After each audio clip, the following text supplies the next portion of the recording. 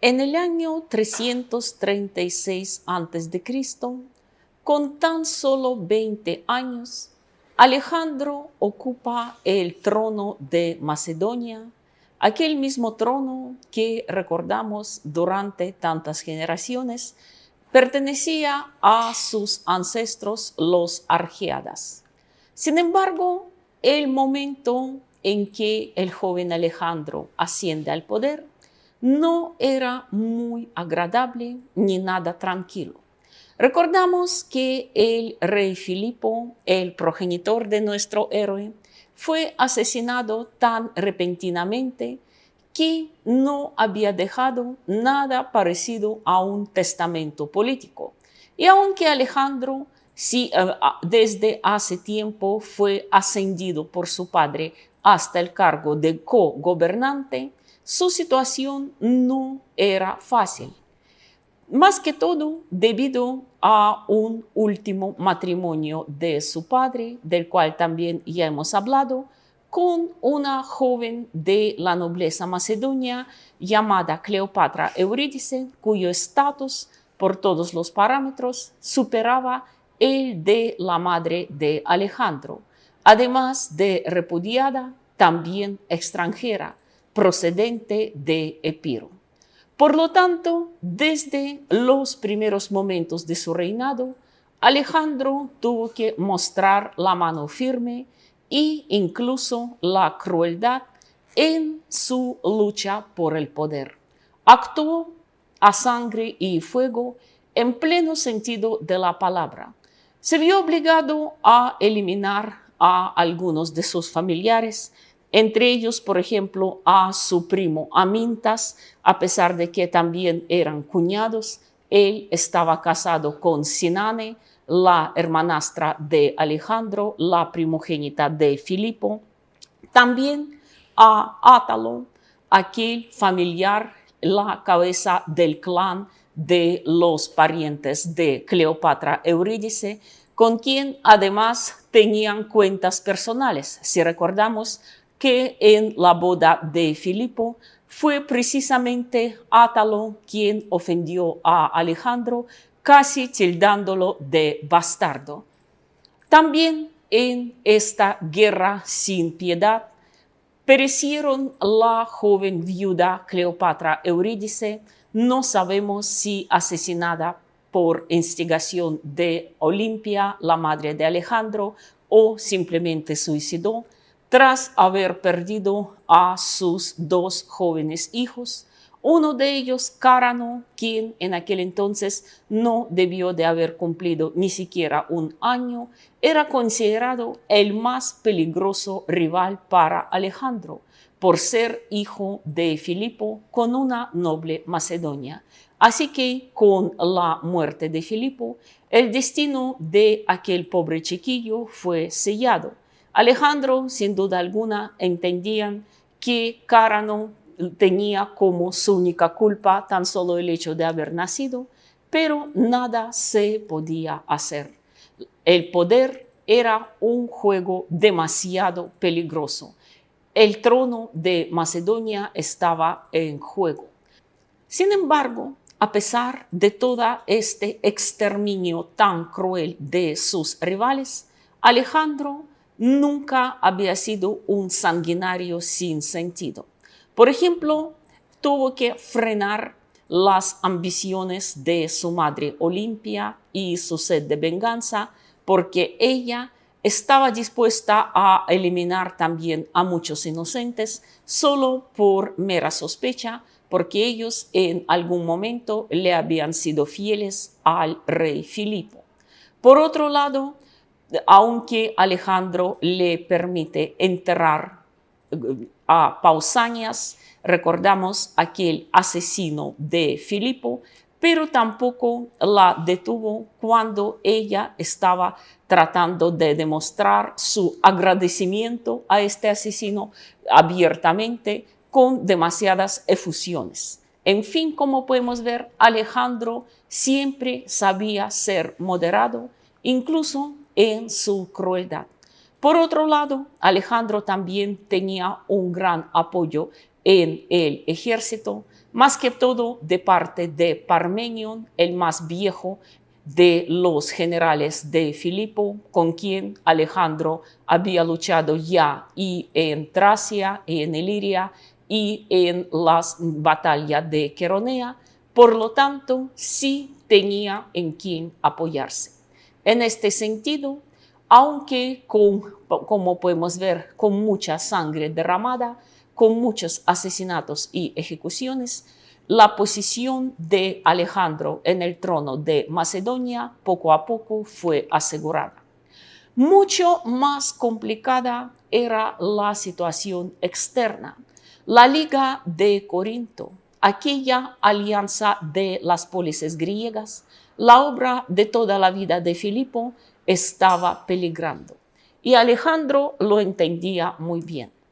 Como podemos ver en este mapa, en el año de la muerte de Filipo, la Liga Corintia ocupaba un territorio bastante extenso, además de la misma Macedonia y los territorios de las tribus aliados de Tracia e Iliria. También ahí entraban prácticamente toda Grecia, salvo Esparta, quien prefirió mantenerse neutral a todas estas luchas, y además Epiro, el reino aliado de Macedonia, donde ahora estaba reinando Alejandro, el cuñado de nuestro héroe, esposo de su hermana Cleopatra. Sin embargo, con la muerte de Filipo, entre los gobernantes de diferentes polices griegos, miembros de la Liga Corintia, crecen las dudas. Todos ellos habían jurado su fidelidad a Filipo, pero ahora Filipo ya no estaba y muchos de ellos dudaban que sí deberían también permanecer fieles a Alejandro. Este joven soberano les parecía un personaje todavía bastante oscuro y, a diferencia de Filipo, muchos no lo creían capaz de encabezar una guerra contra un enemigo tan peligroso como el Imperio Persa.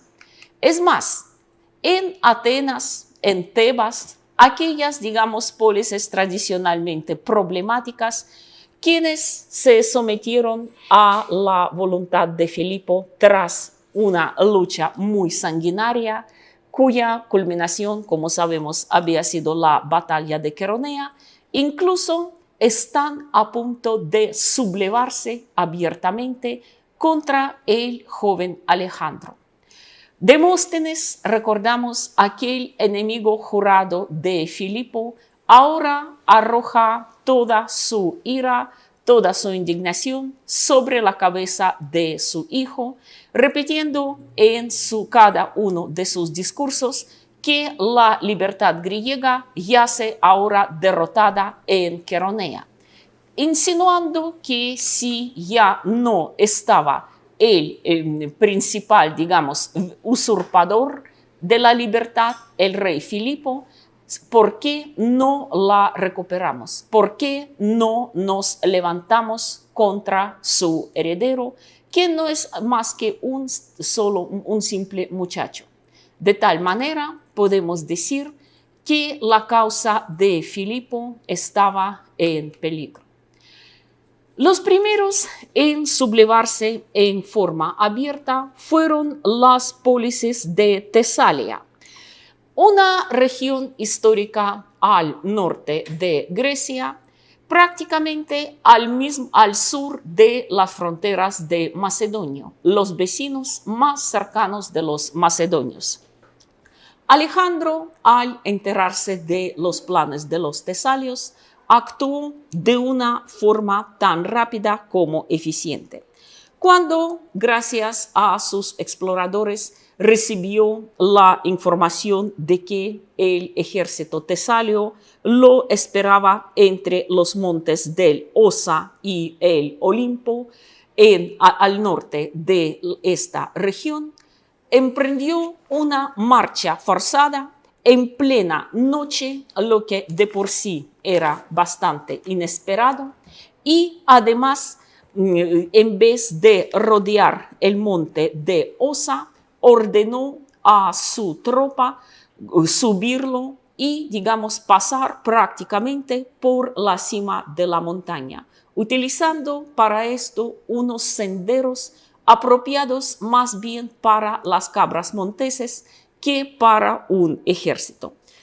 Entonces, al amanecer, cuando los tesalios despiertan, descubren para su gran sorpresa y terror que el ejército enemigo está en su retaguardia y ellos están prácticamente encerrados entre estas dos montañas, Osa y Olimpo. Aquí los vemos en esta imagen, y con el ejército de Alejandro, que en vez de acercarse a ellos por donde estaban esperando, estaba atrás, pisándole los talones. Esto fue suficiente para que los tesalios se rindieron. Fue así como Alejandro había ganado su primera batalla, si podemos llamarlo así, como rey, en el año 335 a.C., sin siquiera haberla empezado. No hubo muertos ni heridos, ni del lado macedonio, ni tampoco del lado tesalio. Los tesalios le rindieron su fidelidad, tal como lo habían hecho previamente a su padre Filipo, confirmaron la alianza y, es más, el ejército tesalio se unió a los macedonios mientras Alejandro seguía con su avance. Cuando el ejército de Alejandro marchó por Termópilas, las fuentes calientes o las puertas calientes, lo que significa el nombre de este lugar, donde rindió culto al rey Leónidas y a los 300 espartanos. Cabe señalar que cuando esta noticia llegó a las otras polises griegas, hasta Esparta se conmovió. Esparta, que hasta el momento permanecía, como podemos ver, al borde de este conflicto, consideró que Alejandro actuaba con mucha sabiduría. Tras haber rendido homenaje a los héroes de Termópilas, él actuaba como un auténtico heredero de su memoria. Y dicen que ahí, precisamente en la tumba de Leónidas, Alejandro le juró que él, sus guerreros y todos los griegos caídos durante las invasiones persas, ahora por fin pronto serán vengados. Un gesto muy simbólico. Luego, el ejército de Alejandro pasa a Beocia, ya a Grecia Central, donde en el objeto de su interés principal se convierte, por lógica, la ciudad de Tebas. Aquella misma Tebas donde su padre hace muchos años había pasado un buen tiempo como rehén, aprendiendo a su vez del arte bélico de Epaminondas y de los tebanos en general. Y también recordamos que los tebanos, su temible batallón sagrado, actuaron como los aliados principales de los atenienses en Queronea. Alejandro, por supuesto, también lo recordaba, porque al fin y al cabo fue su caballería que había derrotado definitivamente el batallón sagrado. Sin embargo, esta vez todo también se arregló sin grandes contratiempos. Alejandro emprendió a la misma táctica que con los tesalios, es decir, a una marcha forzada en medio de la noche. Al llegar prácticamente a los alrededores de Tebas y sin ser descubierto, Alejandro ordena a sus guerreros que construyan el campamento y nada más. Al amanecer, los tebanos vieron desde las murallas de su ciudad el ejército macedonio acampado prácticamente frente a sus puertas. Y esta vez Tebas no dijo nada, simplemente le juró la fidelidad y le prometió su apoyo. Así que Alejandro seguía con su marcha. Luego llega a la ciudad de Corinto, lo que de por sí era muy simbólico, porque recordamos que fue precisamente en Corinto donde después de la batalla de Queronea, su padre había firmado la alianza, había sellado el pacto con los representantes de todas las pólisis griegas. Esta vez la escena prácticamente se repite. Al enterarse de una victoria sin derramar ni una sola gota de sangre en Tesalia o también sobre la pacificación de Tebas, todos los dirigentes griegos acuden a Corinto para saludar al nuevo soberano de Macedonia y jurarle también su fidelidad. Así como podemos ver, la alianza había sido renovada y Alejandro es reconocido como un nuevo hegemón de Hélade en vez de Filipo. Esta vez en Corinto también tuvo lugar el famoso encuentro de Alejandro con el famoso filósofo cínico Diógenes. Los cínicos, recordamos que era una escuela filosófica muy interesante, pues su nombre cínico o quínico viene de la palabra griega kion, lo que quiere decir simplemente el perro. Proclamaban que el ser humano es infeliz porque había abandonado la existencia natural. Si volvemos a la existencia natural, es decir, hablando con el lenguaje de los cínicos, si volvamos a vivir como los perros y otros animales, los humanos volverán a recuperar su felicidad. Diógenes era tal vez el cínico más famoso que había llegado al mayor extremo que cualquier otro seguidor de esta escuela filosófica, porque habitaba en un suburbio de Corinto, andaba prácticamente desnudo, su vivienda era un pifos, es decir, una vasija grande, y como decía él mismo, sus mejores amigos eran los perros, es decir, los kions, la mejor compañía para un cínico. Cuando Alejandro se le acercó y, movido por la curiosidad y también por el aspecto lastimero del filósofo, le preguntó qué podría hacer por él, he ahí la famosa respuesta de Diógenes: apártate, rey, me estás tapando la luz del sol. Alejandro quedó impresionado y, según se cree, pronunció su famosa frase: si yo no hubiera sido Alejandro, me gustaría ser Diógenes.